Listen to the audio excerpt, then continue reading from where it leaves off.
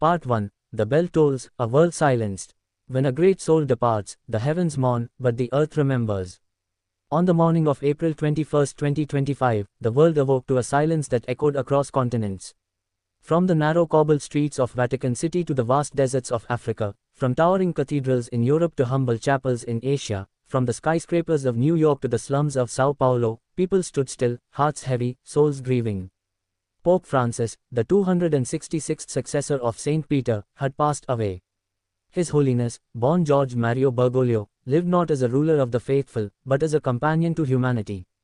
And in his death, the world did not lose just a pope, it lost a voice of conscience, a father to the lost, a champion of peace, and a beacon of hope in the age of division.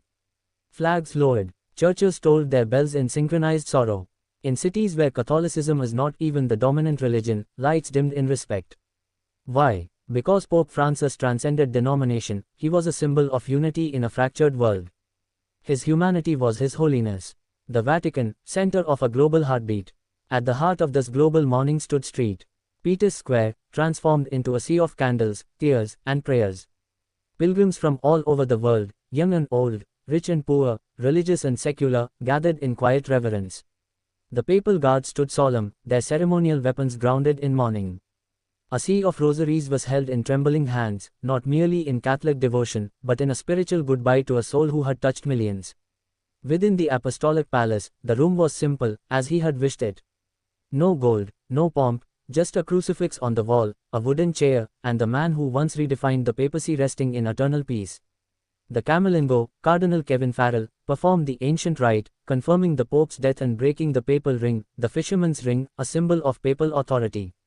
But unlike past rituals steeped in mystery, this time, the world was watching with familiarity and intimacy. Because Pope Francis had made the Vatican transparent. He had brought the throne of Peter closer to the people. Part 2. A global mourning, voices from every corner. A man may lead a church, but a servant leads the world. The death of Pope Francis was not only a Vatican affair, it was a moment of shared global reflection. His voice had reached nations far beyond the Roman Catholic fold. His compassion had healed wounds that politics could not. As his soul departed, world leaders, spiritual figures, and citizens across the globe paused, not to debate theology, but to honor a man who had brought dignity back to faith. Latin America, the sun returns to heaven. In his homeland of Argentina, President Maria Belén Roca declared 3 days of national mourning. Thousands flooded Plaza de Mayo in Buenos Aires, holding candles and photographs of Padre George, as he was lovingly known. Streets were renamed in his honor. Across the continent, from Chile to Colombia, from Brazil to Bolivia, churches held vigils. Indigenous leaders offered prayers in native tongues, calling him El Papa del Pueblo, the people's pope. He had represented them. He had spoken of poverty from the perspective of the poor. He had broken bread with beggars. For Latin America, he was not just a spiritual leader, he was a son of their soil who carried their stories to the world stage. Europe, a continent reflects. In Italy, Prime Minister Matteo Ricci called the Pope's death a moment of profound loss for all Italians, believers and non-believers alike. The Italian parliament observed a minute of silence. Across Europe, the death of Francis echoed through political chambers and cathedrals alike. In France, President Elisabeth Laurent praised him as a voice of dialogue in a time of division. The Notre Dame Cathedral, still under restoration, was opened symbolically for silent prayer.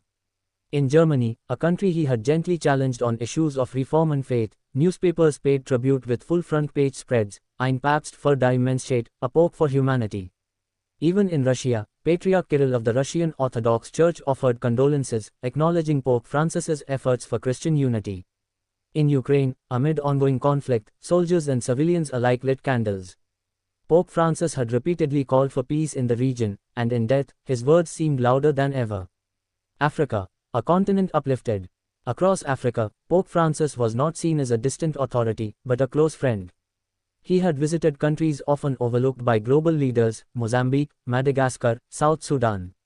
His emphasis on environmental justice and youth empowerment had resonated with the growing Catholic population in the continent. In Nigeria, Cardinal John Vanyekan led a nationwide prayer campaign. In Kenya, thousands walked in silent procession through Nairobi, chanting hymns in Swahili. In South Africa, Archbishop Thabo Makgoba called Pope Francis a revolutionary of humility who restored spiritual relevance to the Vatican. More than any pope before him, Francis had championed Africa's struggles, not just in words, but through action. He had criticized exploitation, supported education, and emphasized that African voices mattered on the global spiritual stage. Part 3: Unity Beyond Borders, Reactions from Asia, the Middle East, and Oceania. His holiness was not confined to the church, it breathed in every act of justice, every call for dignity, and every bridge built between peoples. The death of Pope Francis marked a rare global moment where borders, faiths, and ideologies momentarily dissolved in mutual reverence. His humility had disarmed critics, his compassion had transcended doctrine, and his voice had found its way even into nations where Christianity was not dominant. From Asia's temples to Oceania's coasts, the Pope's legacy echoed. Asia, a spiritual giant in the land of many faiths. In the diverse spiritual tapestry of Asia, where Islam, Hinduism, Buddhism, and traditional beliefs are prominent, Pope Francis was mourned not just as a Catholic figure, but as a rare global moral authority. In India, Prime Minister Rakesh Singh said, he stood for the poor, the planet, and the peaceful coexistence of all faiths. India honors his legacy. Massive gatherings took place in Goa, Kerala, and Kolkata, where Christian communities held vigils, while temples and mosques observed moments of silence. In China, where the Vatican's relationship with the communist government remained complex, the foreign ministry still issued a heartfelt statement, calling Francis a wise and moderate spiritual leader. Underground Catholic communities in China lit candles in quiet defiance, remembering the Pope who had walked the tightrope between diplomacy and faith. In Japan, where he had visited Hiroshima and Nagasaki to advocate for nuclear disarmament, the Prime Minister declared Pope Francis a messenger of peace. Buddhist monks joined Christian leaders in interfaith ceremonies, a symbolic nod to the universal language the Pope spoke, that of peace. In the Philippines, Asia's most Catholic nation, the mourning was seismic. Schools closed. Millions attended masses. President Maria Santos wept as she said, "The Pope called on us to be the light of the world, and today, that light feels dimmer." Middle East, respect across divides. Even in a region marked by complex geopolitics and religious tensions, Pope Francis's passing was acknowledged with surprising reverence. In Saudi Arabia, Crown Prince Mohammed bin Salman offered official condolences to the Vatican, a gesture once unthinkable. In Iran, President Qasem Jafari stated, "Though our faiths differ, Pope Francis was a man of principle, who stood against violence and in favor of humanity."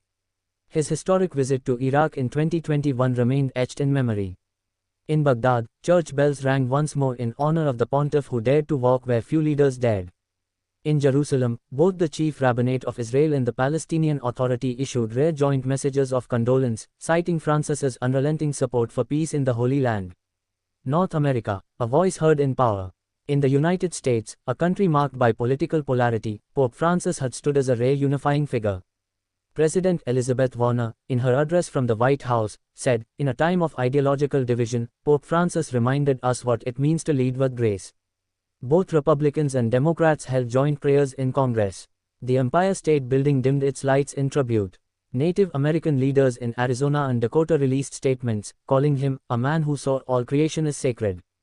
In Canada, Prime Minister Aidan Cormier praised Francis's apology to Indigenous peoples as a moment of truth and healing for our country. Inuit communities and First Nations held spiritual ceremonies, mixing Catholic liturgy with ancestral rites. Oceania, a revered peacemaker. From Australia to the Pacific Islands, Pope Francis was seen as a global elder. His encyclical Laudato Si, a passionate plea to protect the environment, had a profound impact on island nations facing climate crises. In New Zealand, Maori elders and bishops gathered to say Karakia prayers, with Prime Minister Tain Mahuta noting that Francis fought for the earth as if it were his child. In the small island nation of Tuvalu, which he had once spoken of as a canary in the coal mine of climate change, the government declared a day of remembrance. His concern for these vulnerable nations had made him a hero in lands he never physically visited.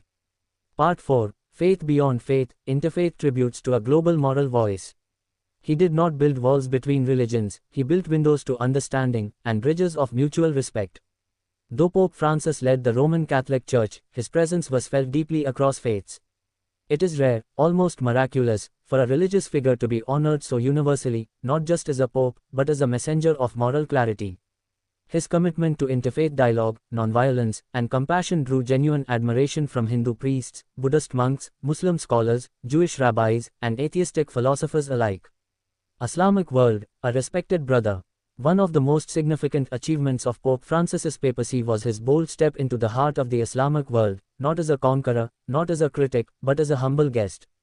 The Grand Imam of Al-Azhar, Sheikh Ahmad El-Taib, with whom Pope Francis signed the landmark document on human fraternity, in 2019, released a personal statement. I have lost a friend. The world has lost a man of integrity, a symbol of true brotherhood. In Turkey, Indonesia, Jordan, and Bangladesh, Islamic leaders offered prayers and public condolences.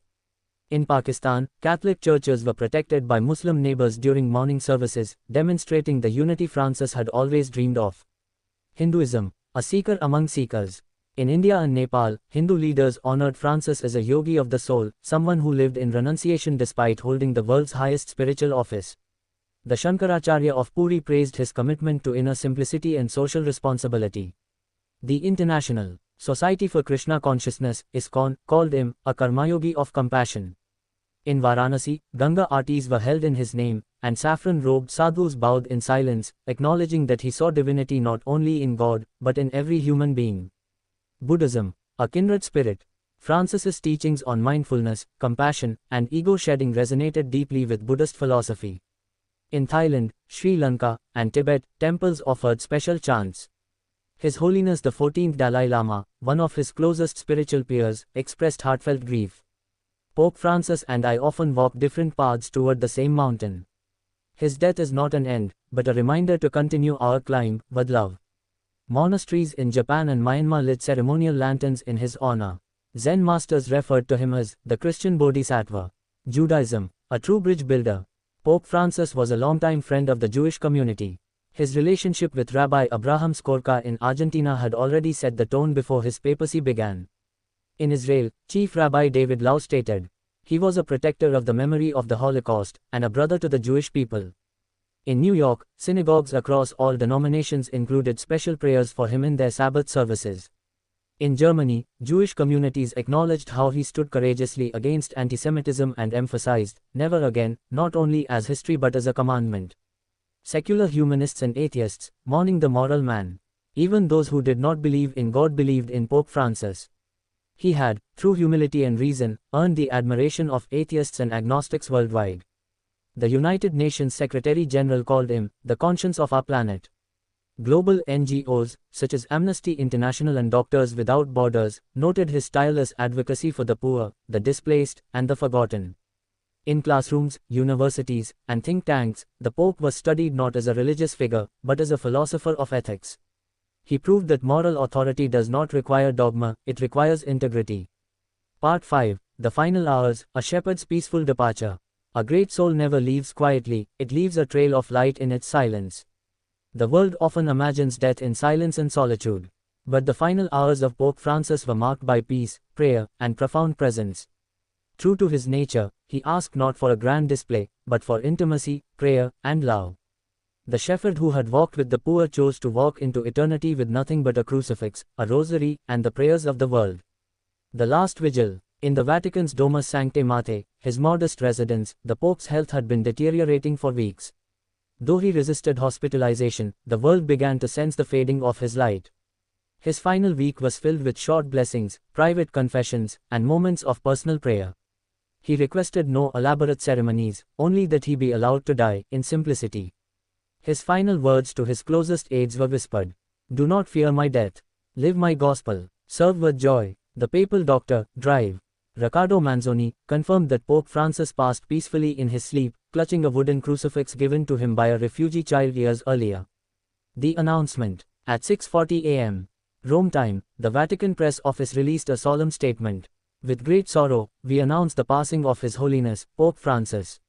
May Christ, whom he served with all his heart, receive him into eternal peace." Immediately, the bells of St. Peter's Basilica began tolling. Social media flooded with tributes. News stations around the world switched to live coverage. Vigils spontaneously began across all continents. Within hours, Cardinal Kevin Farrell, The Camerlengo, formally performed the traditional rite of papal death. The Pope's ring of the fisherman was broken, a symbol that his earthly service had ended. Lying in state, a sea of sorrow.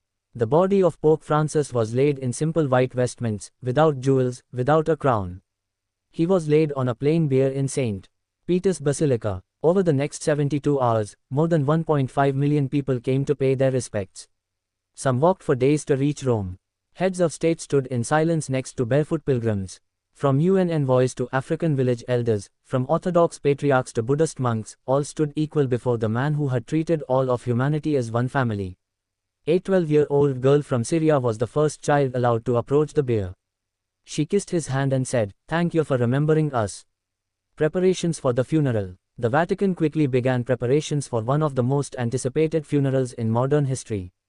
A college of cardinals met in emergency session, not only to prepare for the funeral rites but to maintain unity and calm during this transitional period.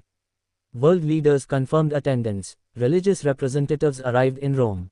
Airlines added flights. The world was converging, not in protest, not in politics, but in shared grief.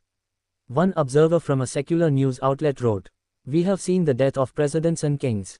But never have we seen a world this still, this united, this reverent." Part 6, The Day the World Stood Still, Funeral of Pope Francis. Even in death, he gathered the world, not under banners, but under silence. April 11th, the Vatican. The day broke gently, as if aware it carried the weight of history.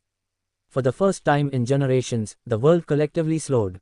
Flags at half-mast from Nairobi to New York. Bells tolling in ancient harmony. Streets in Rome flowing with people not in protest or pilgrimage, but in prayer. The funeral of Pope Francis was not just a Vatican affair, it was a global ceremony of farewell to a man who had become the conscience of a generation. The procession, from humility to eternity. The papal bier, holding the simple wooden coffin of Pope Francis, emerged from St.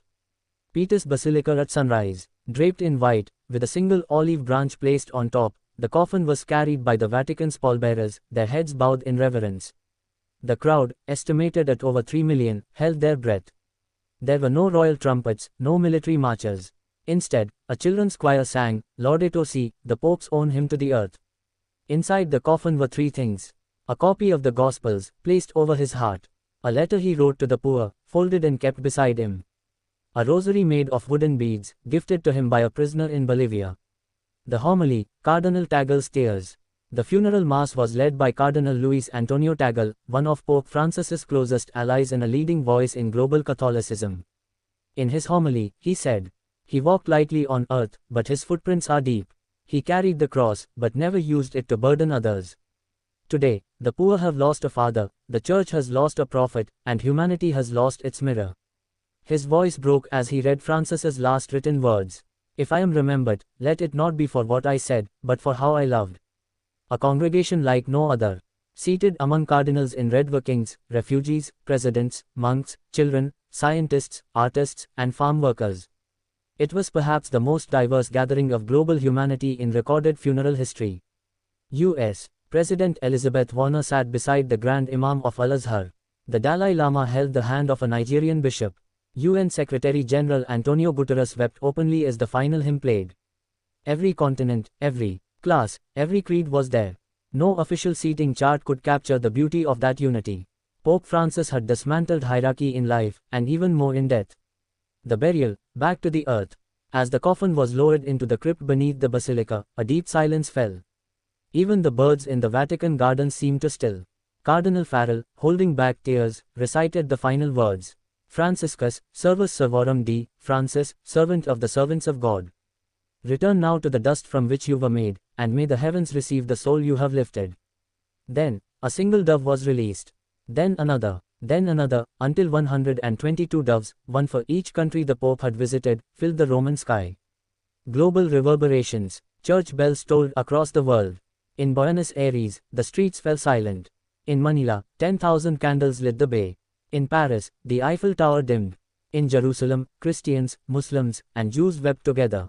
In one unforgettable moment, Big Ben, the Basilica of the Sacred Heart in Paris, the Kaaba in Mecca, and the Western Wall in Jerusalem all stood simultaneously still. History had few such days. This was one. Part 7, Legacy of Light, the teachings that shaped a century. The true measure of a life is not in its years, but in the echoes it leaves in the lives of others. Pope Francis's death may have stilled his voice, but his ideas live on, etched not only in official church doctrine, but in the hearts of everyday people. He reshaped the papacy with simplicity, authenticity, and fierce love for justice.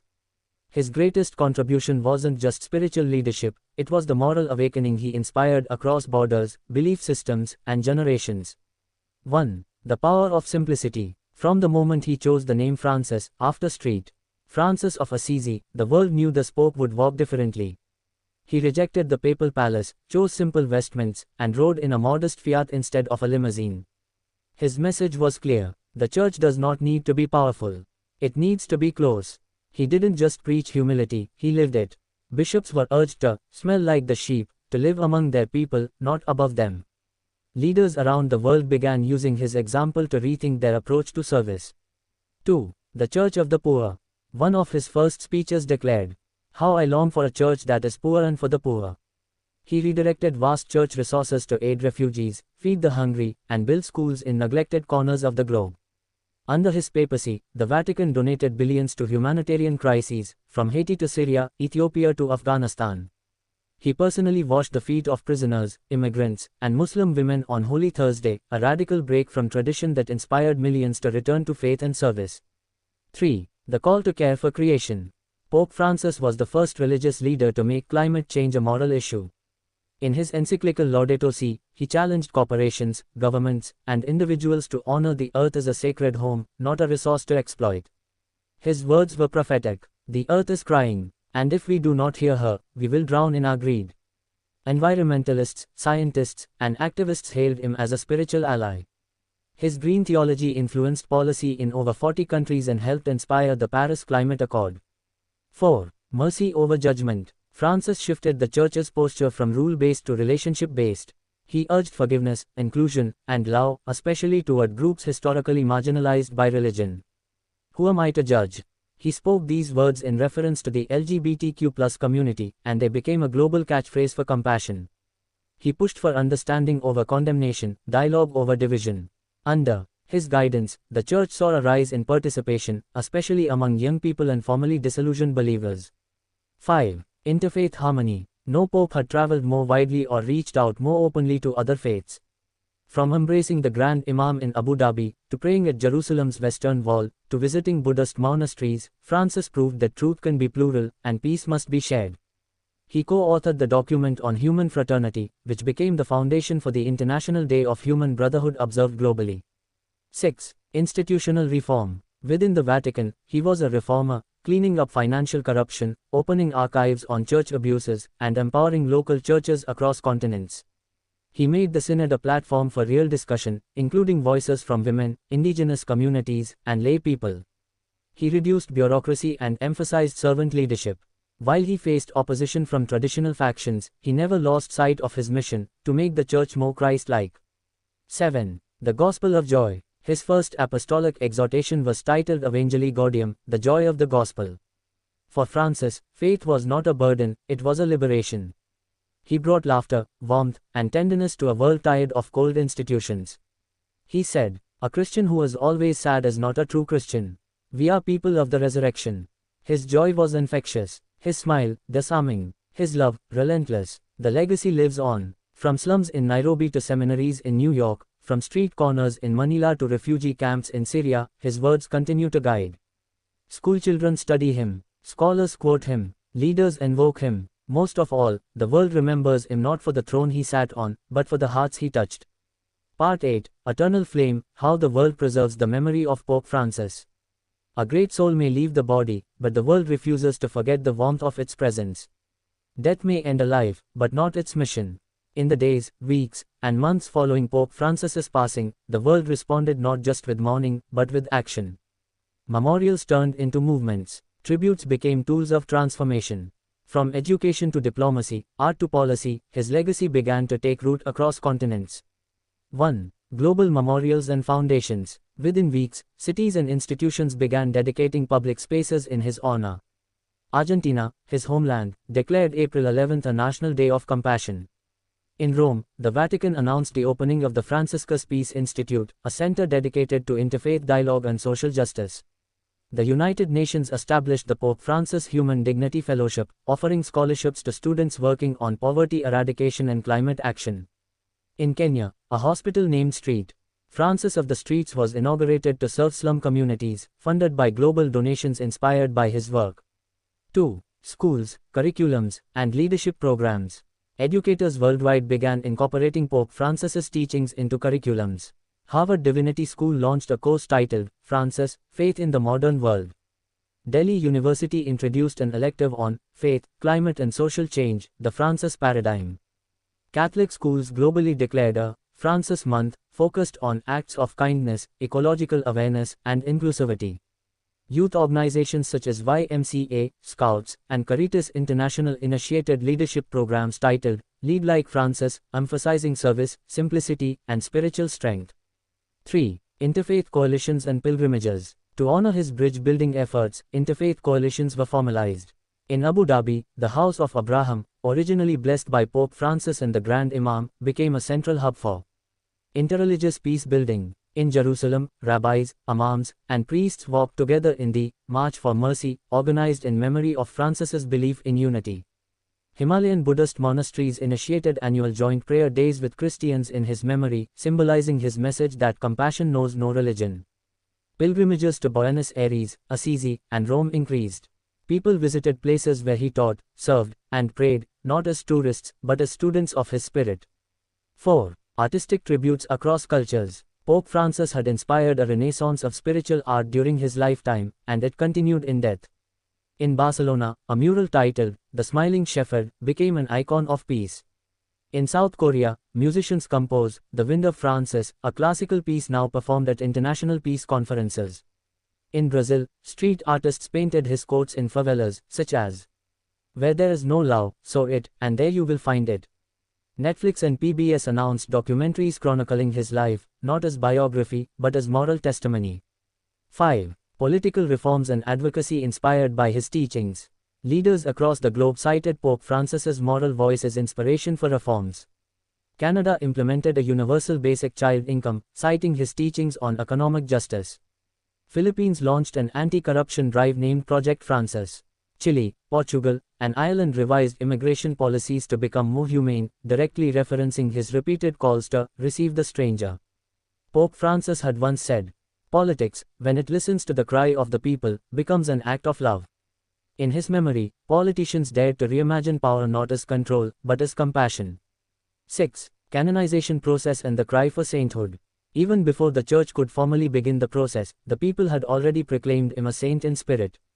From social media hashtags like #SaintFrancisNo to parish bulletins in tiny villages reading, he belongs to the people, but also to heaven, the outpouring was clear. The Vatican announced it would formally begin the canonization process in due time. But to many, it was already done. Part 9. The Church after Francis, a new era of leadership and hope. The Church is not a museum of the past, it is a living, breathing body. And though we mourn one of its greatest leaders, we must remain faithful to the mission he embodied. The death of Pope Francis marked the end of an era defined by compassion, radical inclusivity, and a passionate call to care for the planet and the poor. Yet, while the loss was profound, it also prompted the Catholic Church to look forward, not with despair, but with hope. The question loomed, how could the Church carry on the legacy of such an extraordinary figure?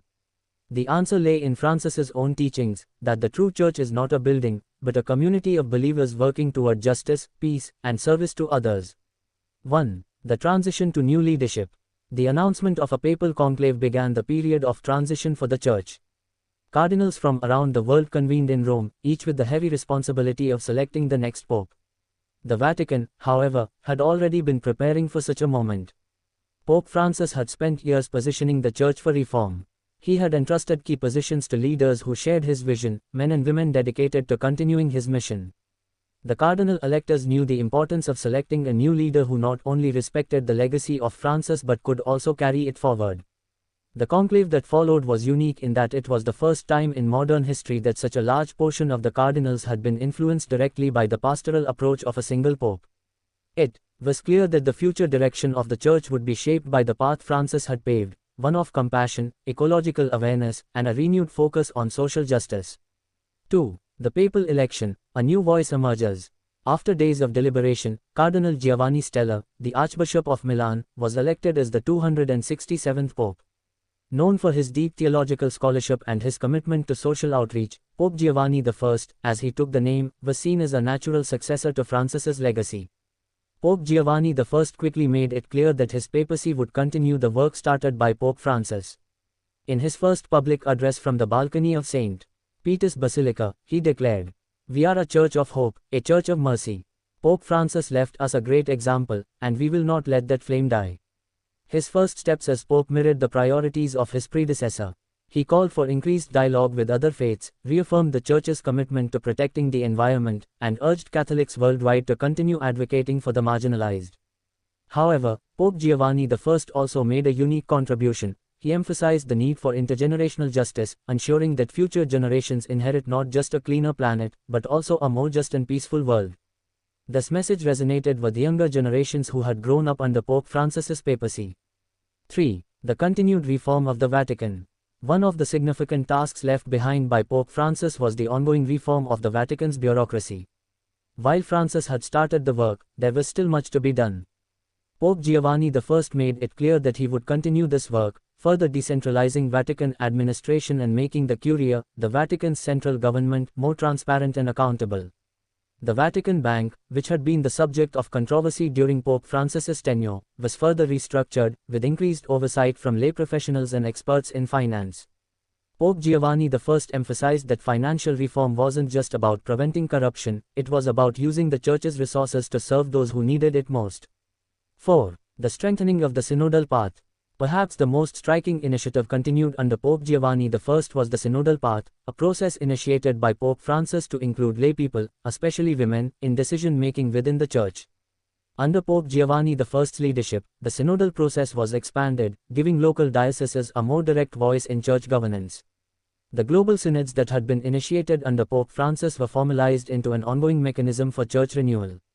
Each year, dioceses around the world held synodal assemblies, where laypeople, clergy, and religious leaders could openly discuss issues facing the Church, such as poverty, climate change, and the role of women in the Church.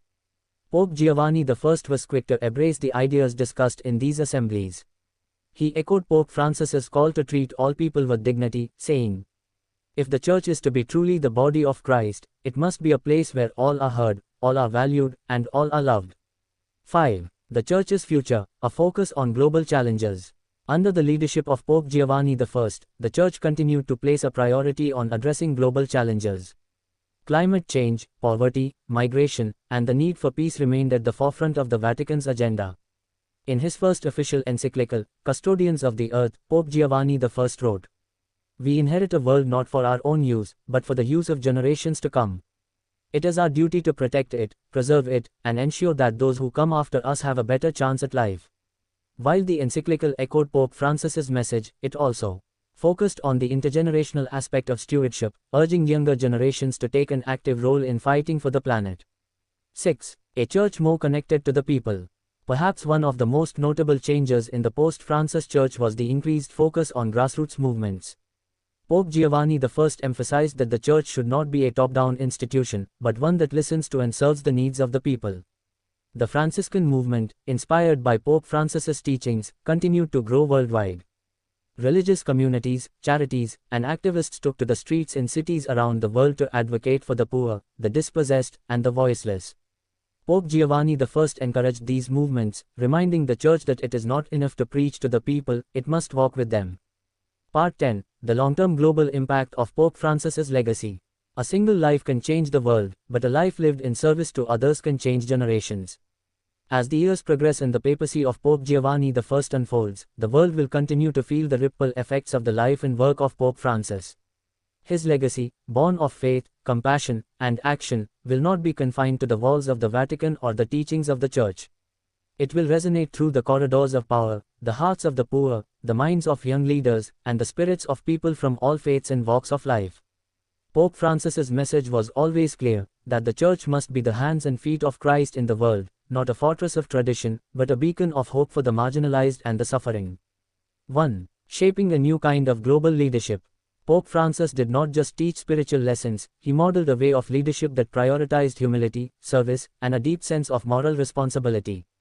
In his social encyclicals and apostolic exhortations, he called on political leaders, source, and activists to listen to the cries of the poor, to understand the interconnectedness of all life, and to serve the common good rather than pursuing personal gain or national dominance. His influence has already begun to shape a new generation of leaders across sectors. From the United Nations to Silicon Valley, from corporate boardrooms to grassroots movements, the call to lead with compassion and integrity continues to echo. Politicians in both developed and developing nations are now more attuned to the social and environmental responsibilities of their roles. Global activists draw on his moral authority to advocate for climate action, human rights, and social justice. Business leaders increasingly adopt corporate social responsibility (CSR) initiatives, viewing profit not as the sole measure of success but as a tool for doing good. The Pope Francis model of leadership is one that values dialogue over division, love over fear, and action over apathy. 2. Ecological and environmental stewardship. Pope Francis's focus on the environment was perhaps one of the most enduring aspects of his papacy. His encyclical, Laudato Si, was not just an invitation to care for the earth, it was a call to arms against the destruction of the planet through unchecked consumption, pollution, and deforestation. The papacy's commitment to the environment was far-reaching. The Vatican's Green Initiative. Pope Francis mandated that the Vatican's gardens be converted into organic, sustainable gardens, and the Vatican began to use solar panels to power various facilities.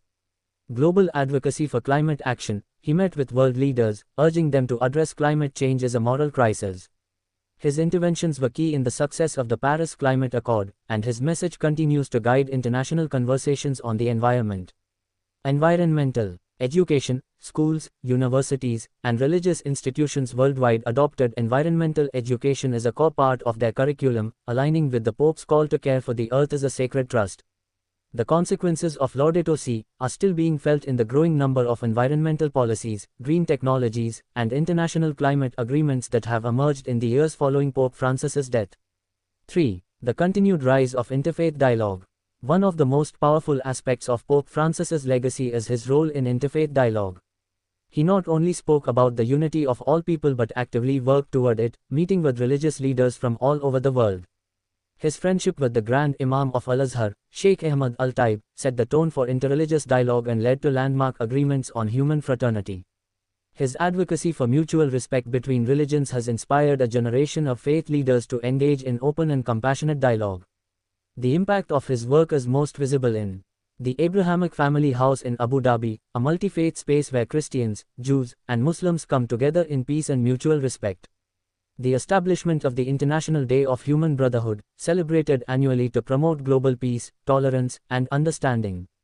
Global interfaith summits where religious leaders from different faiths work together to combat common social challenges, such as poverty, climate change, and human rights abuses. Pope Francis's vision for a world in which religious differences do not divide, but unite, is growing into a lasting movement, a movement of peace that transcends geographic and denominational boundaries. 4. The Church's renewal, from servant leadership to grassroots empowerment. Pope Francis's teachings on servant leadership have left an indelible mark on the Church and beyond. He made it clear that leadership within the Church is not about power but about service. In the years following his death, the Catholic Church has taken bold steps toward grassroots empowerment, ensuring that all voices, especially those of women, the laity, and marginalized communities, are heard. Synodal assemblies have continued to be a vehicle for collective discernment and decision-making, fostering a more inclusive Church. Women's roles in the Church have expanded, with greater access to decision-making positions and theological education. The Vatican's reform of its financial system has encouraged transparency, accountability, and a focus on funding humanitarian efforts instead of preserving wealth. Pope Francis's belief that the Church is a field hospital continues to influence the way the Church responds to the needs of the poor, the sick, and the oppressed. It is a church of the people, living out the values of mercy, service, and justice every day. 5. A new generation of faithful and activists. One of the most profound effects of Pope Francis's papacy is his impact on young people around the world. His humility, his focus on the poor, and his advocacy for justice inspired millions of young Catholics, activists, and idealists to live out their faith in tangible ways. The World Youth Days he hosted were not just gatherings, they were movements, fostering a sense of solidarity and purpose among young Catholics. These young people are now leaders in their own communities, driving initiatives in environmental justice, peace building, and human rights. Young people see Pope Francis as a prophet for the modern age, a man who dared to challenge the status quo and ask difficult questions about the future. His influence on the younger generation will continue to reverberate for decades to come, as they advocate for a more just, compassionate, and sustainable World. 6. The future of the Church and its global mission. The Catholic Church in the 21st century will inevitably look different than it did before Pope Francis. While his death has left a void, it has also planted seeds of renewal that will bear fruit for generations. The Church's global mission will continue to be one of service to the poor, advocacy for the marginalized, and spiritual healing for a world in crisis. Pope Francis's call to go to the peripheries will resonate for years as the Church embraces its role as a universal servant, bringing the message of hope and love to every corner of the world. In conclusion, a life well lived, a legacy unbroken. Pope Francis's death was not the end of his impact, it was the beginning of a new chapter in the ongoing story of the Catholic Church in the global community.